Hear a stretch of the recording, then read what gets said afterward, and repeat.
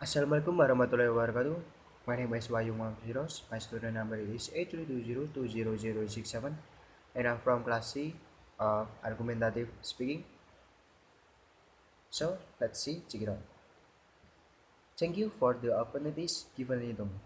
First of all, introduce myself. My name is Wahyu Muhammad Firdaus, as Deputy Prime Minister.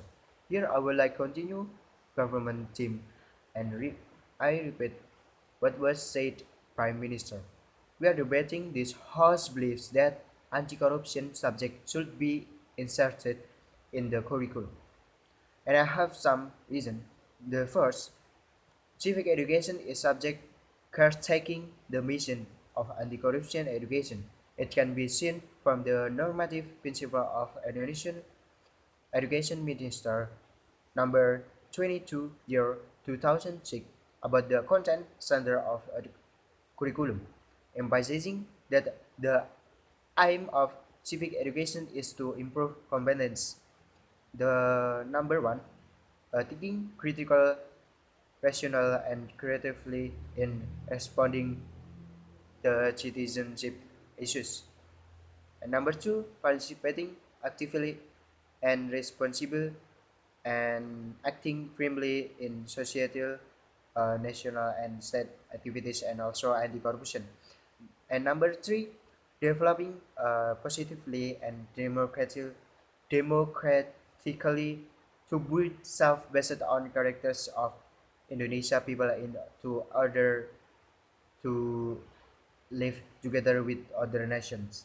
And number four, interacting with other nations in the world context directly, indirectly, by using information technology and communication. It emphasizes that civic education should be able to implement an anti-corruption attitude and behavior on students in all schools levels. And the second reason, value education as the essence of anti-corruption education. Anti-corruption education for students is directed to value education. Anti-corruption education supporting good values according to education that makes people feel ashamed if they are tempted to do corruption and they feel angry if they see it. They are three fundamental moral attitudes that will make people invulnerable toward corruption, temptation, honesty, sense of justice, and responsibility. And then this honesty will absolutely destroy collective living. The students should learn that by having this honesty is very bad thing.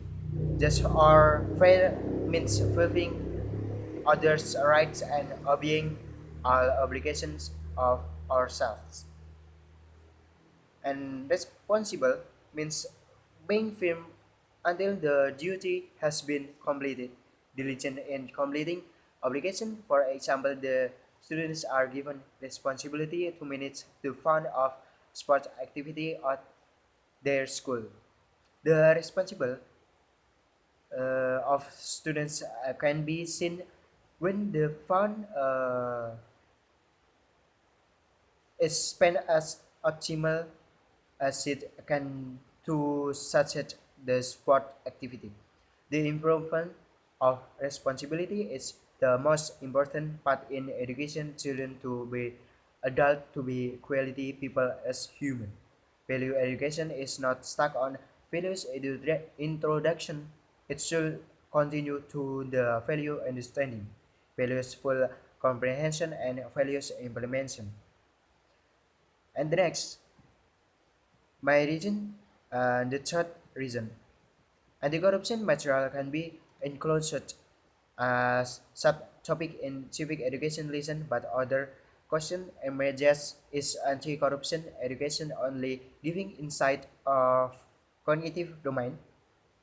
Anti-corruption education is not stuck on the values and calculation and comprehension.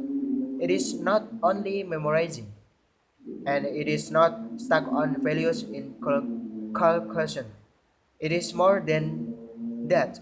Anti-corruption education to touches on effective and psychomotor domains, building anti-corruption attitude and behavior on students toward anti-corruption values comprehension and implementation. And therefore, the process education is basically an culturation process to create civilized people, including school cultural people. And thus, value education is developed through standardization, customization, a culturation, interact parties, and integrated in complex cultural system, and including civic education, class, school, family, peer group, citizenship organization, and other media, social media. And the implementation of the anti-corruption education interrogation in habituation is based on behavioristic theory of Chandik, Wetson, Koch, Hull, Guthrie, and Skinner. So the conclusion: the eradication of corruption is responsibility of all Indonesian people. Formal education has important for a role in implementing anti-corruption values since primary school to high school. Education eradicate